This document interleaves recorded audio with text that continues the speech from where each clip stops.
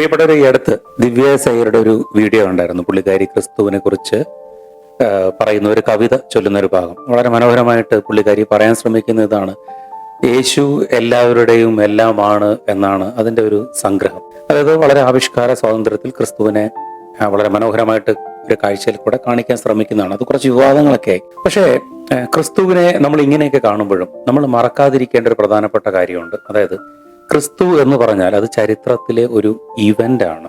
ലോക ചരിത്രത്തിൽ തന്നെ നമ്മൾ പല മത നേതാക്കന്മാരെയും പല പ്രത്യയശാസ്ത്രങ്ങൾ നൽകിയ ആൾക്കാരെ, പല മതസ്ഥാപകരെയൊക്കെ എടുക്കുമ്പോൾ ക്രിസ്തുവിന് വളരെ ഒരു ഡിഫറൻ്റ് ആയിട്ടുള്ള ഒരു ഡയമെൻഷൻ ഉണ്ട്. അതായത് ചരിത്രത്തിൽ ഇത്ര ശക്തമായ രീതിയിൽ ക്രിസ്തു വിശുദ്ധ ബൈബിളിനപ്പുറം ചരിത്രത്തിൽ രേഖപ്പെടുത്തിയിട്ടുള്ള മറ്റൊരു മത നേതാവ് അനേകം റെഫറൻസസ്, ഇപ്പൊ ടാസിറ്റസും അല്ലെങ്കിൽ പ്ലീനിയും ഒക്കെയുള്ള അനേകം റെഫറൻസിൽ കാണുന്ന ഒരു യഥാർത്ഥ ചരിത്ര പുരുഷനാണ് ക്രിസ്തു. ക്രിസ്തുവിന്റെ crucifixion is actually happened and ക്രിസ്തുവിന്റെ resurrection is a historical event എന്നുള്ളതാണ്. അപ്പോൾ അതവിടെ നിൽക്കട്ടെ. ഒന്ന്.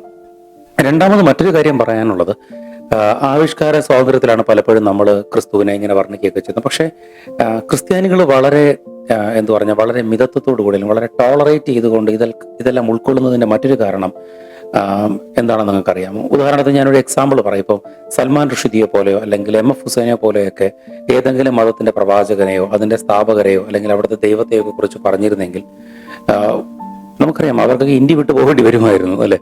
എന്തുകൊണ്ടാണ് ക്രിസ്ത്യാനികൾ ഇത് ടോളറേറ്റ് ചെയ്യുന്നത് എന്ന് ചോദിച്ചാൽ അതിന് ഒറ്റ ഉത്തരമേ ഉള്ളൂ. ക്രിസ്തു പഠിപ്പിച്ചൊരു കാര്യം ഇതാണ്: നിന്നെ പോലെ നിന്റെ അയൽക്കാരനെ സ്നേഹിക്കണം. അതായത് ഈ വലിയ കൽപ്പനകൾ ദൈവം രണ്ടായിട്ട് ചുരുക്കി പറയുകയാണ്: നിന്റെ ദൈവത്തെ സ്നേഹിക്കണം, നിന്റെ സഹോദരനെ സ്നേഹിക്കണം.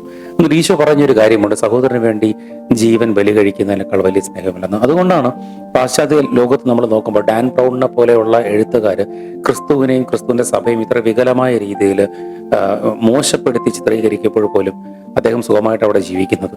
കാരണം ഈശോ പഠിപ്പിച്ച മൂല്യം, ധാർമ്മിക മൂല്യം, 2000 വർഷങ്ങൾക്ക് മുമ്പ് നൽകിയ ഈ ധാർമ്മിക മൂല്യം ഇന്ന് ആധുനിക മനുഷ്യന് ഉൾക്കൊള്ളാൻ കഴിയുന്നതിനും അപ്പുറം വലിയ ഒരു മോറൽ സ്റ്റാൻഡേർഡാണ്. ഇതൊക്കെ നമ്മുടെ മുമ്പിൽ സ്ഥാപിക്കുന്ന ഒരു കാര്യമുണ്ട്. ചരിത്രത്തിലെ ഈവന്റ് ആണ് ക്രിസ്തു. ചരിത്രത്തിൽ നടന്ന ഒരു സംഭവമാണ് ക്രിസ്തുവിന്റെ കുരിശുമരണം. ക്രിസ്തു സ്ഥാപിച്ച ധാർമ്മിക മൂല്യങ്ങൾ വിരളിച്ചു കൊണ്ടുവന്നത് ക്രിസ്തു ദൈവത്വത്തിലേക്കാണ്. ഈശോ നിങ്ങളെ അനുഗ്രഹിക്കട്ടെ.